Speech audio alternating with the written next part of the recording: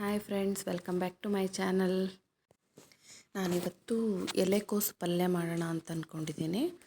So ನಿಮ್ಮ ಜೊತೆ share ಮಾಡೋಣ ಅಂತ ಹೇಳಿ ವಿಡಿಯೋ ಮಾಡ್ತಾಯಿದ್ದೀನಿ. ಇನ್ನೂ ಯಾರೆಲ್ಲ ನನ್ನ ಚಾನಲ್ಗೆ ಸಬ್ಸ್ಕ್ರೈಬ್ ಮಾಡ್ಕೊಂಡಿಲ್ಲ, ಪ್ಲೀಸ್ ಸಬ್ಸ್ಕ್ರೈಬ್ ಮಾಡ್ಕೊಳ್ಳಿ. ಹಾಗೆ ಪಕ್ಕದಲ್ಲಿರೋ ಬೆಲ್ ಬಟನ್ ಕೂಡ ಕ್ಲಿಕ್ ಮಾಡಿ. ನಾನು ಯಾವುದೇ ಹೊಸ ವಿಡಿಯೋ ಹಾಕಿದರೂ ನಿಮಗೆ ಫಸ್ಟ್ ನೋಟಿಫಿಕೇಷನ್ ಬರುತ್ತೆ.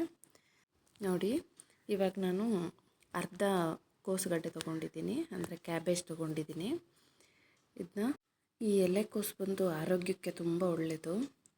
ಅಟ್ಲೀಸ್ಟ್ ವೀಕಲ್ಲಿ 2 to 3 ಟೈಮ್ಸ್ ಆದರೂ ಮಾಡ್ಕೊಂಡು ತಿನ್ನಿ. ಮಾರ್ಕೆಟಲ್ಲಿ ಈಸಿಯಾಗಿ ಸಿಗೋವಂಥ ವೆಜಿಟೇಬಲ್ ಅಂತಲೇ ಹೇಳ್ಬೋದು.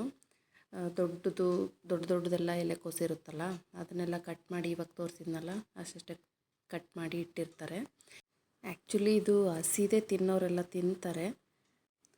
ಹಸಿದು ತಿನ್ನೋಕ್ಕಾಗಿಲ್ಲ ಅಂತ ಅಂದರೆ ಅಟ್ಲೀಸ್ಟ್ ಪಲ್ಯನಾದರೂ ಮಾಡ್ಕೊಂಡು ತಿಂದರೆ ಆರೋಗ್ಯಕ್ಕೆ ತುಂಬ ಒಳ್ಳೆಯದು.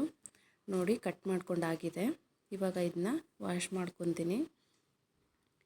ವಾಶ್ ಮಾಡಿಕೊಂಡು ನೋಡಿ, ಸ್ವಲ್ಪ ನೀರು ಹಾಕಿ ಉಪ್ಪು ಹಾಕಿ ಒಂದು 5 ನಿಮಿಷ ಹಂಗೆ ಬಿಡ್ತೀನಿ. ನೋಡಿ, ನೀಟಾಗಿ ಉಪ್ಪು ಎಲ್ಲ ಕೋಸ್ಗೂ ಹಚ್ಚಬೇಕು, ಆ ಥರ ಹಾಕಿ ನೆನೆ ಹಾಕಿದ್ದೀನಿ 5 ಮಿನಿಟ್ಸು. ಮತ್ತು ಇವಾಗ ಒಂದು ಬಾಣಲಿಗೆ ಎಣ್ಣೆ ಹಾಕ್ಕೋತಾ ಇದ್ದೀನಿ. ಸ್ವಲ್ಪ ಸಾಸಿವೆ, ಸ್ವಲ್ಪ ಕಡಲೆಬೇಳೆ ಹಾಕ್ಕೊಂಡಿದ್ದೀನಿ ಒಗ್ಗರಣೆಗೆ. ಮತ್ತು ಸ್ವಲ್ಪ ಕರಿಬೇವು ಹಾಕ್ಕೋತಾ ಇದ್ದೀನಿ. ಇದಕ್ಕೆ ಟೊಮೊಟೊ ಏನು ಬೇಕಾಗಲ್ಲ. ಒಂದು 4 ಹಸಿಮೆಣ್ಸಿಕಾಯಿನ ಕಟ್ ಮಾಡಿ ಹಾಕ್ಕೋತಾ ಇದ್ದೀನಿ. ಮತ್ತು 1-2 ಈರುಳ್ಳಿನೂ ಉದ್ದುದಕ್ಕೆ ಕಟ್ ಮಾಡಿ ಇಟ್ಕೊಂಡಿದ್ದೆ, ಅದನ್ನು ಹಾಕ್ಕೋತಾ ಇದ್ದೀನಿ. ನೋಡಿ, ನೀಟಾಗಿ ಫ್ರೈ ಆಗಬೇಕು. ಈಸಿಯಾಗಿ ಮಾಡ್ಕೋಬೋದು. ಕ್ಯಾಪ್ ಮುಚ್ಚಿ 1-2 ನಿಮಿಷ ಹಂಗೆ ಬಿಟ್ಟಿದ್ದೆ. ಇವಾಗ ಓಪನ್ ಮಾಡಿ ಮತ್ತೆ ಎಲೆಕೋಸು ತೊಳೆದಿಟ್ಕೊಂಡಿದ್ನಲ್ಲ ಅದೆಲ್ಲ ಹಾಕ್ತಾಯಿದ್ದೀನಿ. ಉಪ್ಪಲ್ಲಿ ಚೆನ್ನಾಗಿ ತೊಳೆದಿಟ್ಟಿರ್ತೀವಲ್ಲ, ಸ್ಮೆಲ್ಲು ಆ ಥರ ಏನೂ ಇರಲ್ಲ. ಇದನ್ನು ನೀಟಾಗಿ ಎಣ್ಣೆಲೆ ಫ್ರೈ ಮಾಡ್ಕೋಬೇಕು. ಇದನ್ನು 1-2 ನಿಮಿಷ ಕ್ಯಾಪ್ ಮುಚ್ಚಿ ಹಂಗೆ ಬಿಡ್ತೀನಿ, ಸ್ವಲ್ಪ ಎಣ್ಣೆಲೆ ಎಲ್ಲ ಚೆನ್ನಾಗಿ ಫ್ರೈ ಆಗಲಿ. ನೋಡಿ, ಕಲರ್ ಚೇಂಜ್ ಆಗಿದೆ. ಆವಾಗಲೇ ಫುಲ್ ವೈಟ್ ಇತ್ತು, ಇವಾಗ ಕಲರ್ ಚೇಂಜ್ ಆಗಿದೆ.